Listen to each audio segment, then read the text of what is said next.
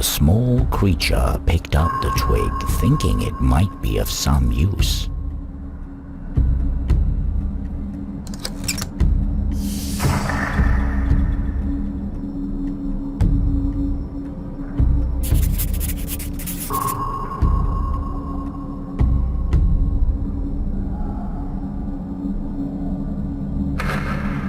A rather large piece of glass was sticking out of the foot-shaped rock.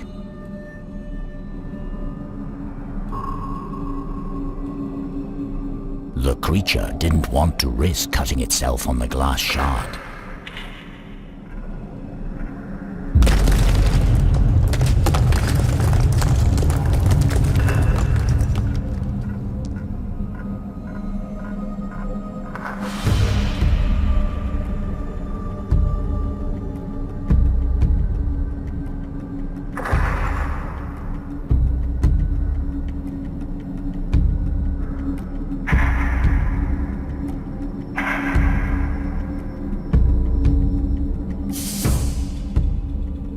Brother, I think we've been discovered. The tall Vata whispered nervously to the short one. Nonsense, the short Vata said with a confident look. Just stick to the plan. But the beast is not leaving. The tall Vata whispered, making a befuddled face. Why is the beast not leaving? As long as our dear brother returns with something to get our belongings out of the hole, we just stick to the plan, all right? The short Vata whispered, giving his brother a stern look. Right. The tall Vata responded loudly, straightening his back in attention.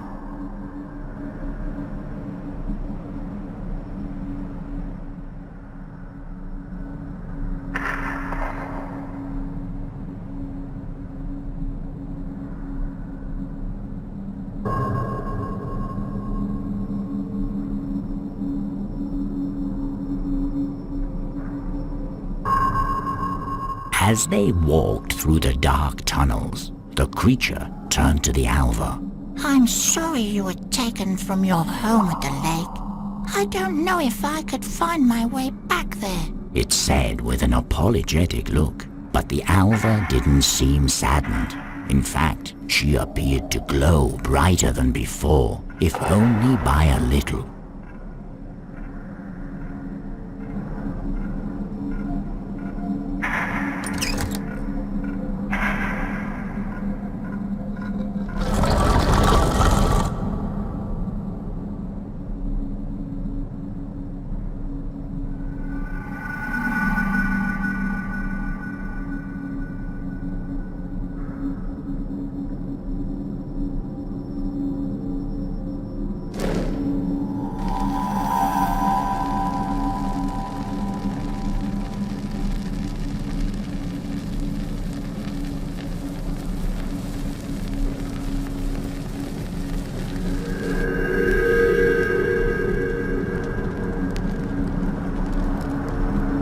Hey you, Sticky Fingers, quit skulking in the shadows and move over to the smelter so I can see you.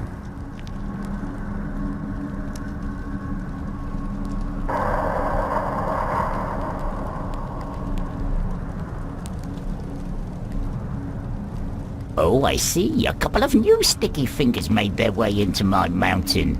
From atop a chest next to the smelter, a crouching Svartalv was glaring at the small creature and its new-found friend. I shall make it simple enough for your tiny minds. Since this mine belongs to me now, I've decided not to give you anything at all. So go away. I've got enough sneaky Sticky Fingers to keep an eye on already. The small creature looked at its friend before trying to talk to the Svartalv. I apologize for carelessly wandering into your home, but we would never take something that someone else values so highly. The Svartalv frowned. Of course you wouldn't just decide to take a pleasant walk through the deepest parts of my mountain. Just because I've yet to find any treasure doesn't mean it doesn't belong to me. The Svartalv reached into his pocket before throwing a small rock at the creature. There. Worthless piece of rock that you can have. There are plenty of those for you in these walls, Sticky Fingers.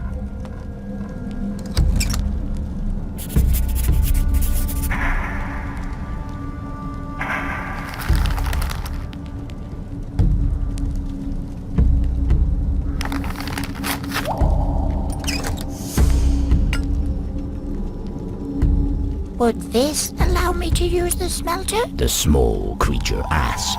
The Svartalv bit into the iron coin before putting it into his pocket. Look at that, Sticky Fingers. You had something of value after all, and now you don't. Fine, don't pester me anymore. Use the smelter.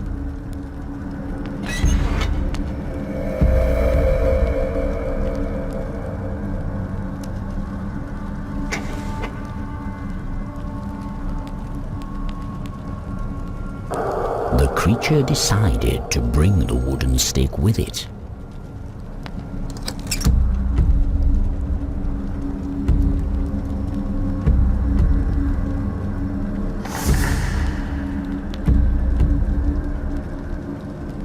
On the ground, there were 4 beds, seemingly too short for someone of normal height. Underneath one of the blankets, the small creature found an old stringless bow.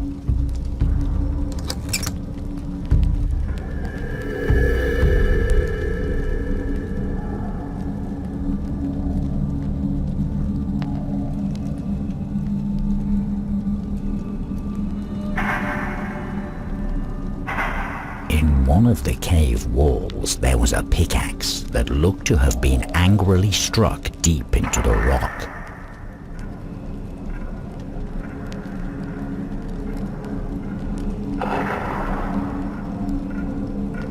The pickaxe was firmly stuck in the cave wall.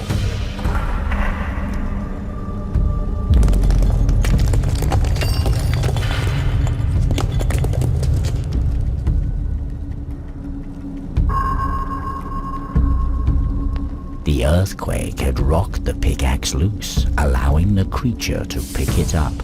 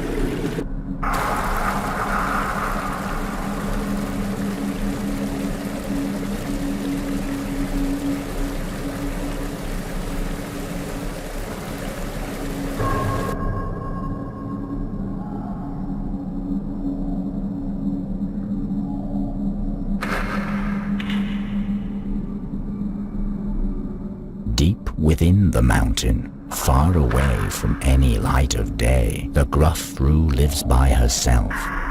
Miners have been known to catch a glimpse of her in the corner of their eye, some claiming that she is showing them the location of large ore veins, others that she is trying to get them to follow her into the tunnels. If one is to venture into her domain, be mindful of making noise. If disturbed, she is said to bring the perpetrator to the deepest place within the mountain, where the unlucky being slowly turns into stone.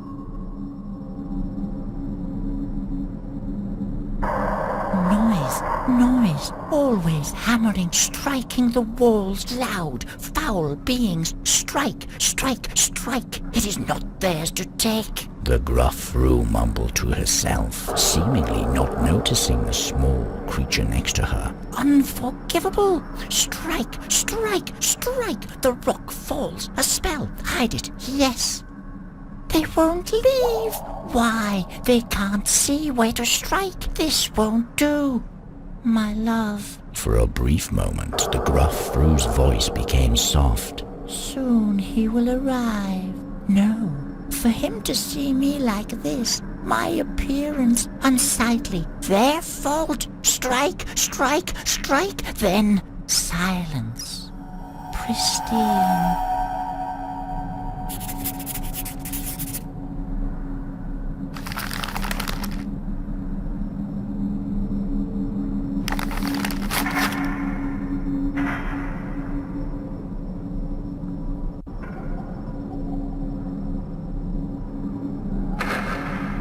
I can't wait to leave these caves behind us. They're a bit creepy, aren't they? Do you know of a place on the outside that could help you get your wings to grow? The creature asked. The Alva shrugged her shoulders, looking back at it with big eyes. Oh, well, I'm sure we'll find someone that can tell us what to do. The creature responded in an unsteady voice.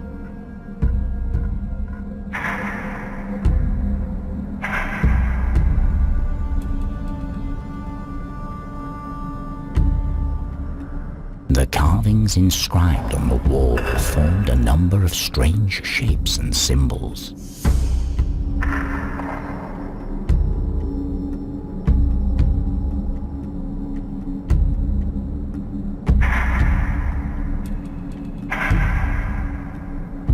Who goes there? The fat Vata wailed as confidently as he could. Who are you? I don't know. The small creature said with a troubled brow. What do you mean you don't know? The fat Vata said as his fear turned to curiosity. I only recently found myself in this world. I don't know where I belong. The creature stated sadly. That's odd. The fat Vata said before turning silent, wondering if that was even possible. After a while, the fat Vata seemed to have regained his focus. Enough of your petty problems. Mine are far more severe, and they just keep adding up. There I was, playing my flute as I was searching this wretched mountain after something to retrieve my and my brother's belongings with when she came running towards me. My music must not have been to her liking, I suppose. The fat Vata said, looking puzzled as he scratched his head. If she sees me again, I don't know what she will do to me. The fat Vata's eyes slowly filled with fear. Could you help me sneak past her? You can have my flute, and I'm sure my kin will reward you greatly. I suppose I could. The small creature responded, even though it was just as afraid as the fat Vata was.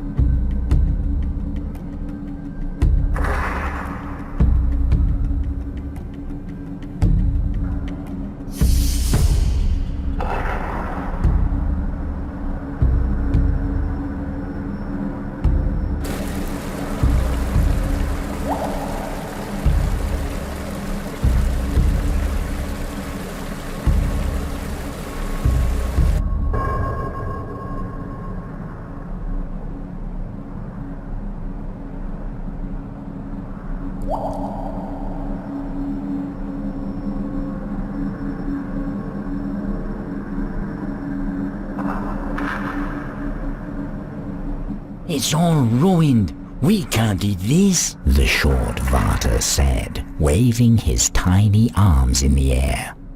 Brother, the beast has returned. The tall Vater said, tapping his brother on the shoulder. The plan? The short Vater cried out.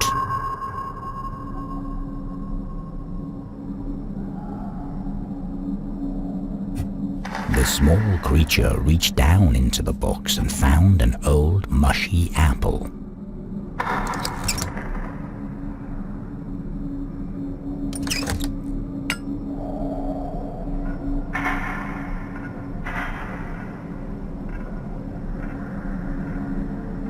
Brothers, The fat Vater said happily.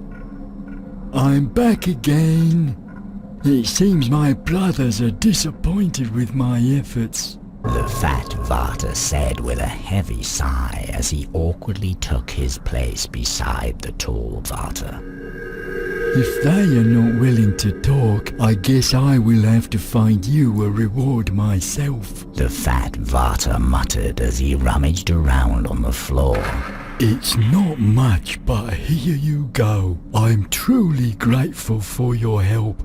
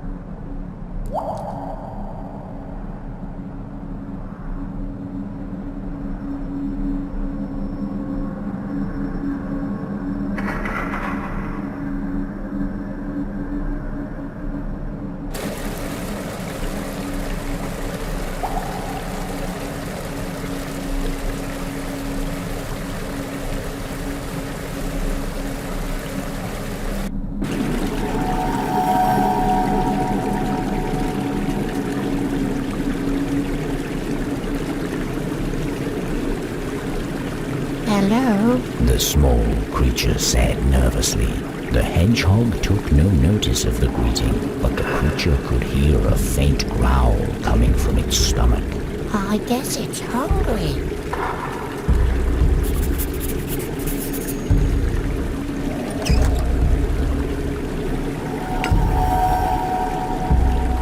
The hedgehog quickly snatched the apple out of the small creature's hands and hurried back to its den. In its retreat, it had brushed off a couple of its spines on the ground. I suppose I could take these with me. The small creature said, saddened that the hedgehog didn't seem to want to become its friend.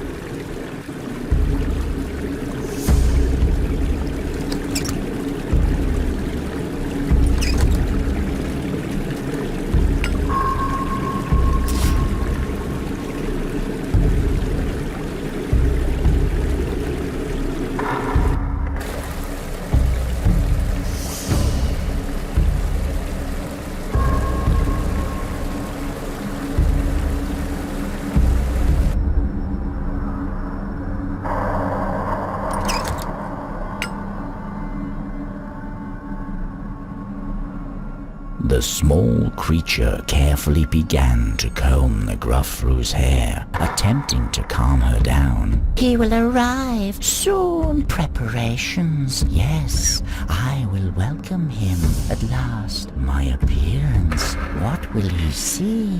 The Gruffrew seemed slightly more relaxed, letting go of a pair of clamps that she had been frantically grasping.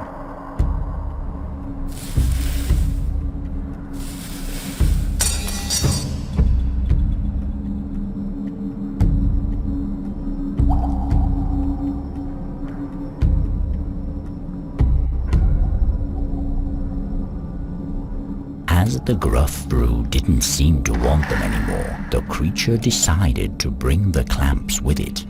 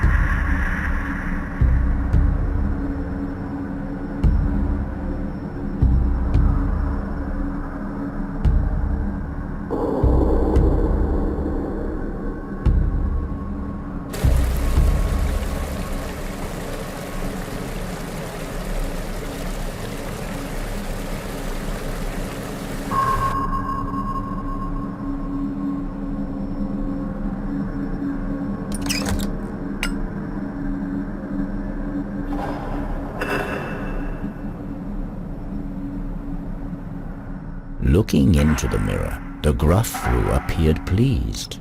I see. Yes, this will do. My love, he will arrive shortly. Too much time being spent hiding what they sought. Striking, hammering. Why? Unnecessary. They are no longer here.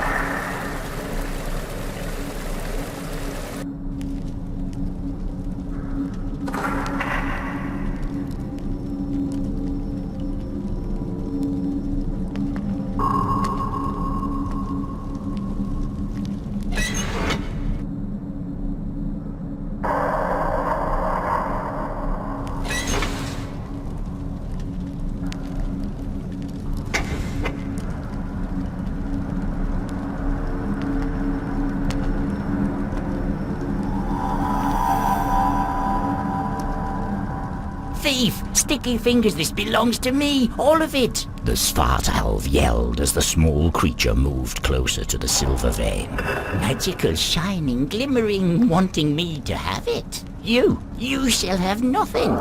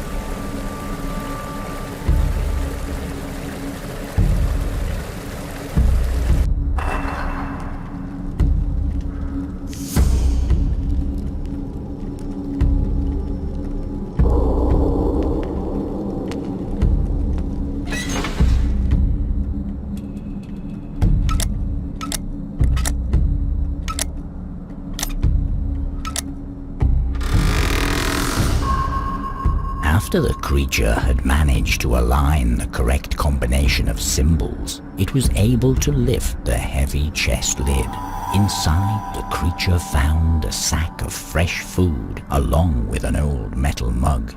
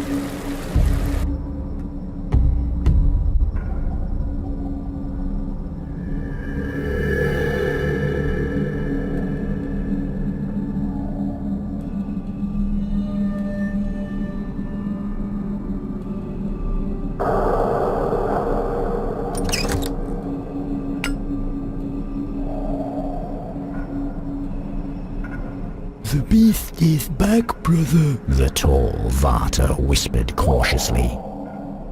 Remember the plan. The short Vater responded with a clenched jaw. But it's presenting us with fresh supplies. The tall Vater mumbled as his mouth began to water. Hush! The beast can do whatever it likes. Be quiet while I try to distract it. The short Vater responded, throwing an old saw blade across the cave. As they turned silent, the small creature carefully picked up the shining object while leaving the supplies beside the stalagmites.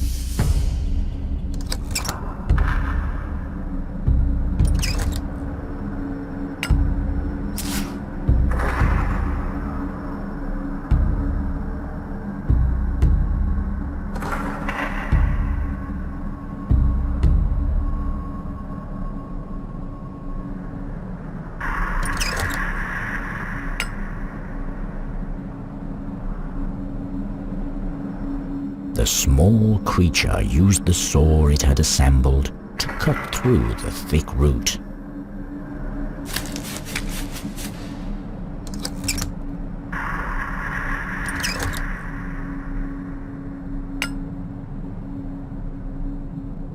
The creature quietly watched as the thick sap engulfed the rock, coating it in a golden layer, quickly hardening from the cold of the mountain.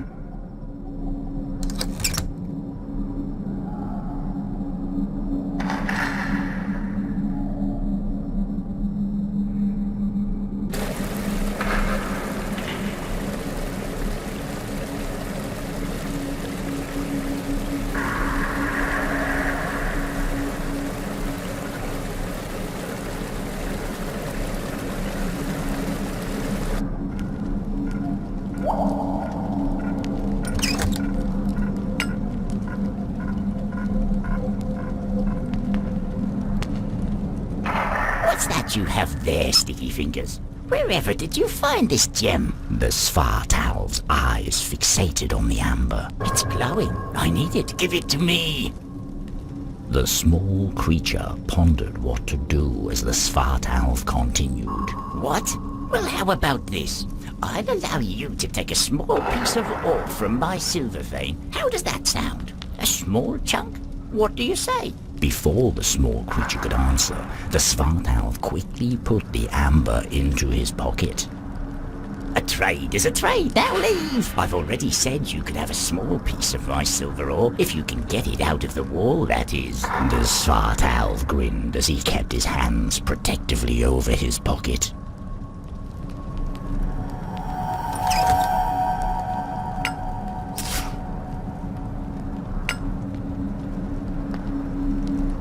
Using the pickaxe, the creature managed to chop off a small chunk of silver ore.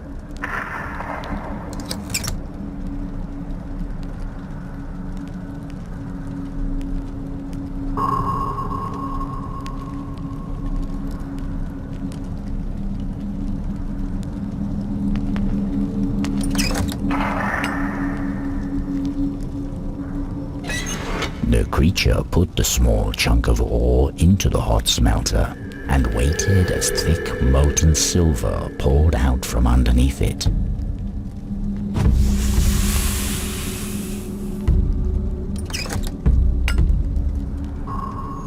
The creature carefully filled the dipper to the brim with molten silver.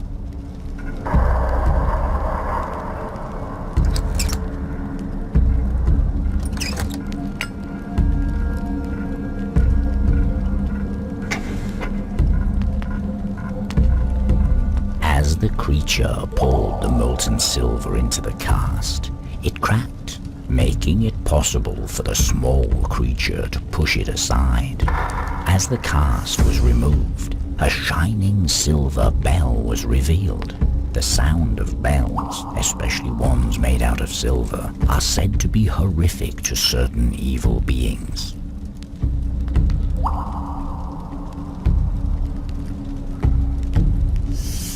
Trying its hardest, the creature managed to pick up the heavy silver bell.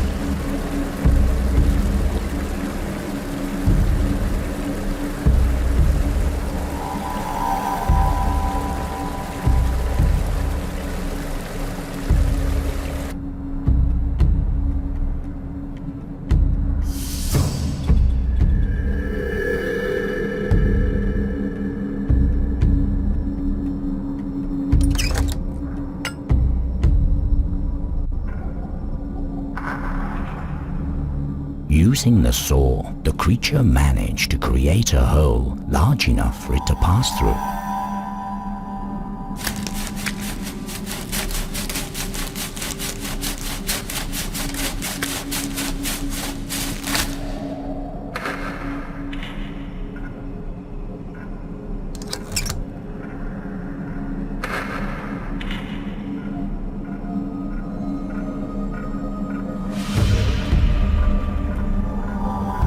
In the middle of the chamber, there was a large head half buried in the cave floor. Burgrasaur are dangerous, enormous beings long since forgotten by most folk. Long ago, they sought shelter deep within the mountains, remaining in an endless sleep to shut out the sounds of man.